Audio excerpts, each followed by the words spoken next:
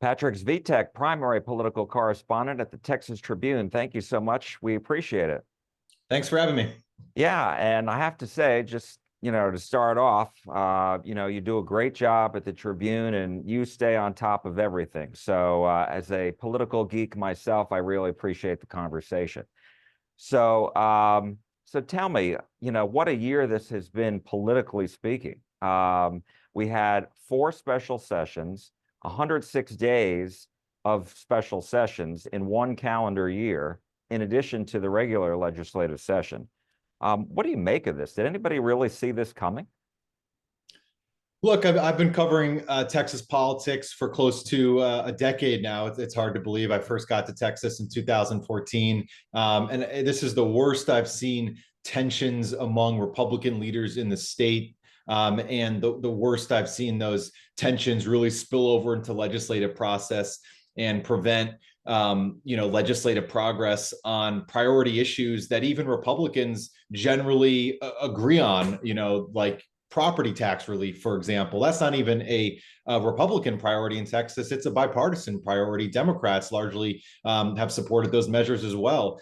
So to see something that enjoys such universal support as property tax relief cause two special sessions was pretty remarkable.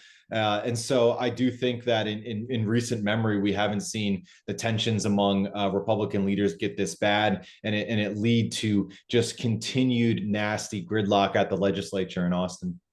And really underwriting a lot of this is the back and forth between Speaker Dade Phelan and Lieutenant Governor Dan Patrick. They have really been at the fore. It's a very public, nasty at times. And when I interviewed Senator Ted Cruz recently, he said that he even called both of them to tell them to put down your guns. And I've never seen anything quite like that. Yeah, you've always had this fundamental tension between the lieutenant governor who's elected statewide and the House Speaker who's elected by the House membership. They have, different voters per se that they're responsive to, and so that sometimes informs how they go about negotiating issues, which issues they choose to champion and prioritize. So there's always that fundamental tension, I think, between those two roles in Texas government. But having a huge personality like Patrick in that role, and at really the apex of his power as the Senate leader, with combined with a relatively new speaker, I think really took that tension to a new level. And I do think Dade Phelan, to give him credit, has been willing to push back on Patrick than more fiercely than, for example, Joe Strauss was when Patrick was at war with him on various issues. And so you've had a Senate leader in Dan Patrick who is more powerful than ever in terms of his influence in his chamber. And in Texas politics writ large, and then you have a relatively new speaker who is willing to push back when he feels like the House is under fire, whether it's from the Senate or other political forces. And so I think that dynamic layered on top of that fundamental dynamic between the two roles in Texas government has gotten us to where we're at. And there's certainly that dynamic even within the House GOP, because you have those who are very strongly for making it so that Democrats can't influence who the Speaker of the House is, who the Republicans select. And then you still have a lot of people, including many conservatives, who support Dade Phelan, who say that the House has gotten a lot accomplished. So that's an interesting dynamic unto itself. Absolutely. I mean, I think there's no doubt that the policy results of the Dade Phelan House have been conservative and increasingly conservative if you compare the last regular session to this regular session and the policy that come out of these special sessions. But what we've seen is this increase in Republican Party, internal warfare that honestly, in some cases, isn't even about conservative policy. It's about which personalities, which figures within the party are you standing with or against. And I think nothing crystallized that better than the impeachment of Ken Paxton. The impeachment of Ken Paxton had, nothing directly to do with conservative ideology or conservative policy. It really became a tribal issue. Either you're standing with Paxton or you're not. And I expect that dynamic to continue in these House primaries, these state House primaries where Paxton's involved now. Yeah, that I think is really interesting. And I'm wondering, just sticking with impeachment for a second, what do you think is going to come out of this? Because a state lawmaker has already proposed changes to how to impeach a state official as a result of what we saw. Certainly, the lieutenant governor has called for changes to be made. Where do you see that going in the regular session in 2025?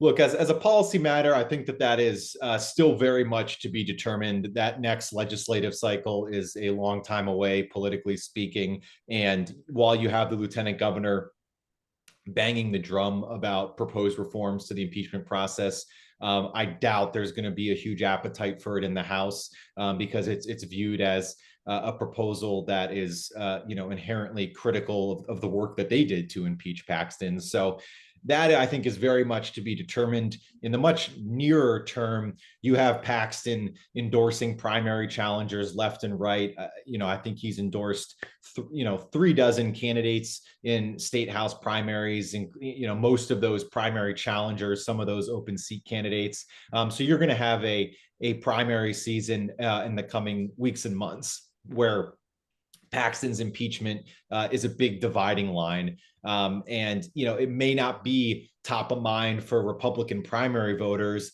but it's going to provide a lot of definition and draw battle lines for how political observers think about these races and the most engaged people think about these races.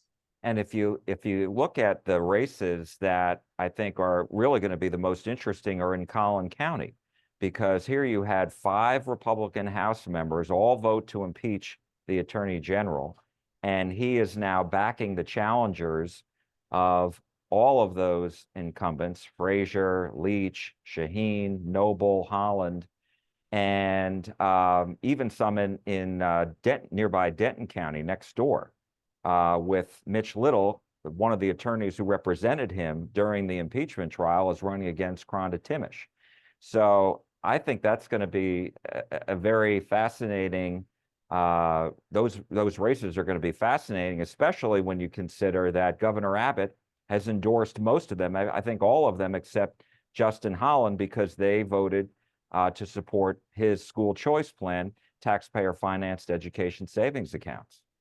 Yeah, I mean, you could tell that Paxton took it especially personally when every Republican in the Texas House from Collin County voted for impeachment. And I think, Collin County is not just his backyard, but it has been the backdrop of his entire political rise. And I think up until recent years, he and his wife, Angela Paxton, who's a state senator and politically involved herself, they fashioned themselves as kind of the de facto, political leaders in Collin County. And so to have, the state representatives uniformly there vote to impeach him, the Republican ones, I think he was very personally aggrieved by that. And you're now seeing that play out in these primaries. Well, this will be a test of his political clout in many ways, no? Absolutely. I mean, and it has, implications for his political standing going forward. He obviously has ambitions for higher office, whether it's running for U.S. Senate in 2026, maybe running for a statewide office if it becomes open in 2026. And so, he's not going to win all these races, but I do think he has to show some results in this primary season to prove to people that he is at a minimum someone you don't want to mess with. You don't want him to endorse your opponent because he'll make life difficult. So I think he has a good amount of political capital on the line in these primaries. And when you look at how many people actually vote in the primary compared to the general, it's very small, really. I mean, some of these races, you're not talking about a lot of votes here. Absolutely. I mean, I'll just say it right now, but we're going to have, I assume, primaries and runoffs that are decided by, less than 100 votes in some of these districts, as we have had in the past in these state house primaries. This is not new in Texas, but these Republican primaries have pretty low turnout. and they draw the most engaged members of the party, which I guess for Paxton is a plus in that, if you're a highly engaged Republican, you probably know about the ins and outs of his impeachment. But that is just the environment that these primaries happen in, as you noted. And, one thing that we're going to be watching really, because there are three things still with regards to the Attorney General. He still has that civil lawsuit that's going forward by the whistleblowers, his former top officials who blew the whistle, which led to all this impeachment talk. He's still under federal investigation, as far as we know, and he's going to be on trial April 15th in Houston on the state securities fraud charges. So we are not done yet seeing, his his political fate being tested here. No, not at all. He still has a good amount of significant legal exposure, as you just noted, with all those ongoing or potential cases in the case of the federal grand jury in San Antonio. So legally, the story is not over for him by any stretch of the imagination.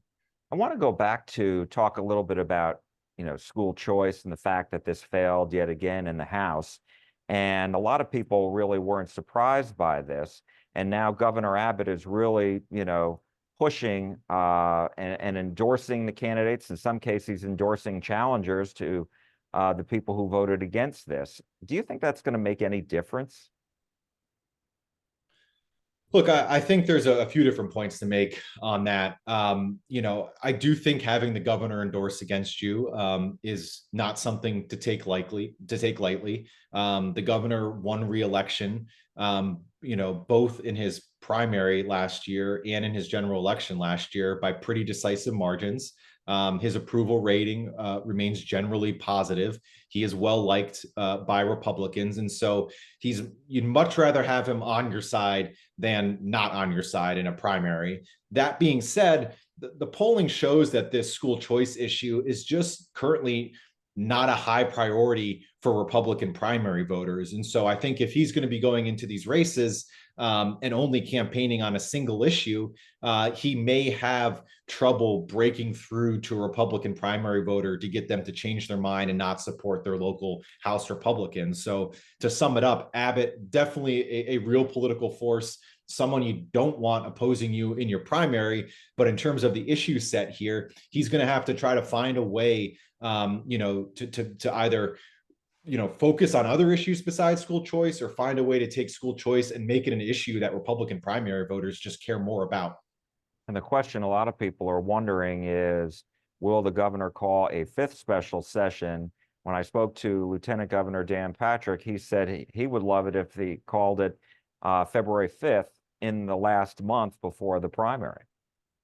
Yeah, I wouldn't rule it out at all. I mean, in terms of the February timing, the governor himself has not ruled out another special session. I think that's still, very much a real possibility. If he does call it in February, I assume that's going to, only further alienate these House Republicans who've been holdouts on his school voucher agenda, because it would be more, imbued with politics than ever before, given that it would be just a few weeks before the March primary where Abbott is backing some of their primary challengers. But Abbott has made clear over the past year plus that this is an issue he cares deeply about, and he's willing to defy political norms to try to get what he wants. And so that's why, as someone who's been watching this process, for the past year plus, I wouldn't put it past him to call a special session in February, a month before the primary. And we've been talking about, the big races in 2024, and obviously this is a presidential year coming up. And there was a new poll out by UT, Texas Politics Project, about the GOP presidential primary, showing that Trump still has a very commanding lead here in the state of Texas. I think it was like 65%. And Florida Governor Ron DeSantis was at 12. And I think Nikki Haley, the former South Carolina governor and Trump's former ambassador to the United Nations, at 9%. So, I mean, unless something really big happens in Iowa and New Hampshire, it looks like, the former president will once again, Super Tuesday could very well decide this. Yeah, look, I mean, the DeSantis campaign hasn't put a lot of effort into the Texas primary as their overall standing has gotten, more and more negative. They've gone, they've become more committed and gone all in on Iowa, and so I think that's left them with little focus to put on Texas. I will say that it's been, while we're talking about the year in review, it has been just so striking to see how we started this year, where Texas Republicans had this huge crush on Ron DeSantis. If you go back to January, everything that Governor Abbott was doing was being compared to what DeSantis was doing in Florida. You had, Abbott's critics constantly pitting him against DeSantis.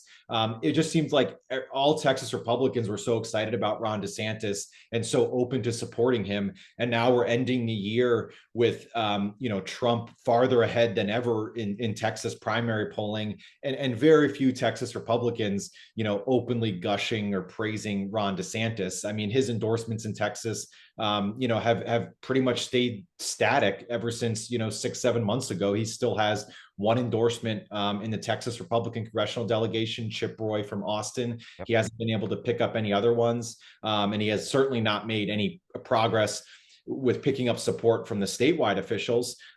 Abbott, who is pretty cautious with his own national endorsements, went ahead and endorsed Trump in recent weeks. And so you really see this interesting political arc in Texas that, began with so much hope for Ron DeSantis in Texas, just in terms of Texas Republicans being open to supporting him. And we're ending the year now with Trump pretty much having locked up the Texas Republican primary electorate.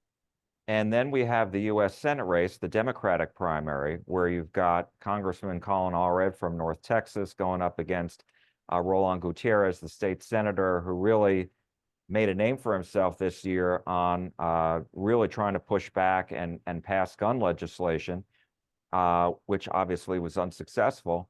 And those two were the top two in a 4-person race. And so, and again, this poll by UT and the Texas Politics Project shows just how difficult it is when you are not a statewide official to run statewide. Allred leading with about 28%. A lot of people just don't know who he is, and they haven't thought about the race just yet. Absolutely. I mean, ask Beto O'Rourke in 2017 how hard it is to start as a congressperson from one corner of the state and build up enough statewide name ID to take on a U.S. senator in Texas. Obviously, Beto O'Rourke had to travel the state and campaign vigorously everywhere for a year and a half to get to the point of being close to as well known as Ted Cruz in that race. So in Texas, that is a huge stumbling block right out of the gate for a lot of these Democrats who would run for statewide office, which is just building that statewide name ID. And so whoever comes out of that Democratic primary is going to be at a disadvantage. They're going to be continuing to grow their statewide name ID, but they are going to be at a disadvantage compared to Cruz. And then we have all these open seats in Congress now, at least in North Texas. You've got 3 open congressional seats, 2 Republicans who are in leadership positions, Kay Granger and Michael Burgess. They're retiring. And then Colin Allred is leaving his seat to run for the U.S. Senate. So you've got those 3 open seats. And in North Texas, at least, the seats are more solidified. So you got 2 Republican seats open and 1 Democratic seat open. And a lot of candidates running in the primaries there. And I think the only purple seats left may be in South Texas. Is that right? Yeah, right now, the only really nationally targeted battleground race in Texas for 2024 is the reelection campaign of Congresswoman Monica De La Cruz, a Republican from the Rio Grande Valley. And so Democrats lost that seat last cycle, partly due to redistricting, and they're trying to flip that seat back this cycle. Their front runner in that primary, in the Democratic primary, is Michelle Vallejo, who ran last time. So that's really the only competitive congressional seat in the general election in Texas right now after redistricting in 2021, which, as you pointed out, took a lot of these congressional seats and just made them much more friendly for one party or the other. In North Texas, you have those 3 open seats. Colin Allred's seat is solidly Democratic, and then the 2 others, where Kay Granger and Michael Burgess are retiring, those are solidly Republican. And so these congressional races are largely going to be decided in the primary, which creates unique opportunities for the parties to pick from different kinds of candidates in terms of their internal political spectrum. And then in the state house, or state senate rather, one interesting race that just suddenly popped last week was State Representative Victoria Neave Criado of Mesquite announcing that she's going to challenge Senator Nathan Johnson, Democrat of Dallas, and that took some people by surprise. Yeah, absolutely. That was something of a surprise on, I think, the last day of the filing period. At least that's when she formally announced the challenge. I look at this seat also in the context of redistricting too. Nathan Johnson, when he first won the seat in 2018, he beat a Republican. It was a battleground district that looked kind of 50-50 or something like it in terms of partisan makeup. Now redistricting has made it a much more democratic district, and so it creates the opportunity for primary challenges like this. And I think Victoria Neave is certainly well aware of the new political but also demographic makeup of the district, and is trying to capitalize on that. And as far as 2024 is concerned, abortion is still an issue. Obviously, we have it on two fronts. We've got the U.S. Supreme Court saying that it's going to take up mifepristone, the abortion drug, and the Texas Supreme Court has this very large, growing lawsuit of women pushing back against the state law, saying it's very vague. And so I'm wondering, politically speaking, though, is there really going to be any ramifications on this? Because when you talked before about the congressional races being very solidly, either Republican or Democrat, there's probably not going to be any changeover. And then the same thing on the state houses. Do you expect anything to happen politically speaking as ramifications where people are unhappy with how, the Kate Cox lawsuit ended up, et cetera? I expect this to continue to be a resident issue in statewide races where there's a viable Democratic challenger who's messaging on it. I expect it to continue to be, an important issue that could potentially move votes in the few down ballot competitive races that we have in the general election. If you just look at statewide polling in Texas, voters are writ large are generally uneasy with how extreme they view Texas abortion laws currently, especially the lack of exceptions in the state's current abortion ban that was implemented after the overturning of Roe v. Wade. So I think this is an issue that, generally speaking, I think continues to favor Democrats more than Republicans in Texas. And I think Republicans, especially looking at the 2022 election cycle, I still feel like Texas Republicans have not settled on a cohesive message on this. Governor Abbott in his reelection campaign faced a lot of attacks related to it from Beto O'Rourke. And I never really saw from the governor, a consistent, cohesive way of dealing with these messages. Sometimes he would try to point the finger back at the Democrats and say, well, they're the ones who are too extreme. Sometimes he would go a little bit on the defensive on Texas abortion laws and try to actually explain them and reason about them. But I don't see a cohesive Republican message yet on this. And I think that is going to be a disadvantage for them heading into this next election cycle, especially Ted Cruz's reelection campaign. All that being said, as we talked earlier about, school vouchers, it does come down to issue salience, even if, this issue, the polling doesn't favor Republicans on this issue. You have to ask yourself, for the average voter, how top of mind is it? And what we honestly saw in Greg Abbott's reelection campaign in 2022 is, even though the voters didn't really like Texas's position, Abbott's position on abortion, they considered issues like the border and the economy to be higher priorities. And I think that those issues ultimately, carried the day for them over issues of abortion and gun violence that are focused on. So we'll see if we have another election like that, where even if Republicans are out of step with public opinion on abortion, maybe the voters writ large are just care more about other issues. Well, I mean, even border security right now, I mean, you've got three lawsuits now, right, on the whole border issue. And when you look at polls repeatedly in Texas, border security and immigration is always at the top of the list.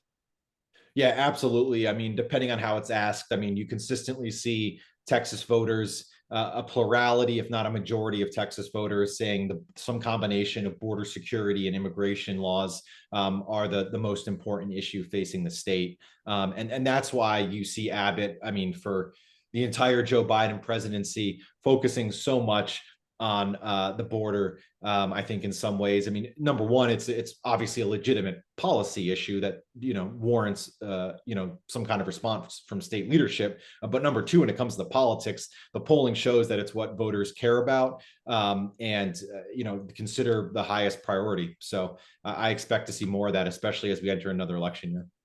And my last question too, and I appreciate all of your time, Patrick, and that was just, and we dabbled in it a little bit, but talking about the political future of Governor Abbott. Obviously, 2026 is a long way off, but if former President Trump is the Republican nominee, and if he is to be elected, do you think that, could you see Governor Abbott going to a cabinet position, or is this something where you think he's probably more focused on running for a fourth term and then maybe eyeing the presidency? Yeah, that's a great question. I know with Abbott's recent endorsement of Trump in the Republican presidential primary, that seemed to ratchet up some speculation that maybe Abbott was positioning himself for a spot in a Trump 2024 administration. I could see Abbott be opening to that. It would have to be a pretty high profile position because being Texas governor is a pretty sweet gig politically. And so you don't want to leave that to be, the deputy secretary of some obscure agency. Right. I could see it being a high profile position he could be interested in. He's up for reelection again in 2026, as you noted. If he's reelected to a fourth term, he has an opportunity to be the longest serving governor of Texas. 16 years would put him past Rick Perry's 14 years. And so he has a number of different political avenues going forward. And one of them is, I think becoming the longest serving Texas governor. So that has to be a little tempting for him. Patrick Svitek, primary political correspondent at the Texas Tribune. Thank you so much. We really appreciate it. I enjoyed it. Thank you so much.